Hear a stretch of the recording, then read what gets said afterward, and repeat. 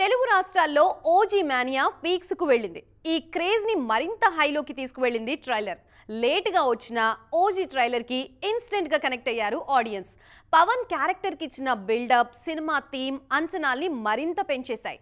Present ఈ cinema craze ఏ range లో ఉందంటే ఓజీ రిలీజ్ తర్వాత దాదాపు 3 వారాల పాటు టాలీవుడ్ లో చెప్పుకోదగ్గ సినిమా ఒక్కటి కూడా రావడం లేదు.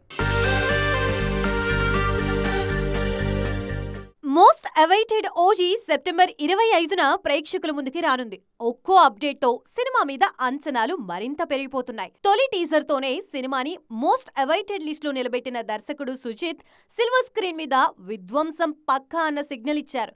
ఆడియన్స్ లోనూ ఓజీ మీద హై ఎక్స్పెక్టేషన్స్ ఉన్నాయి.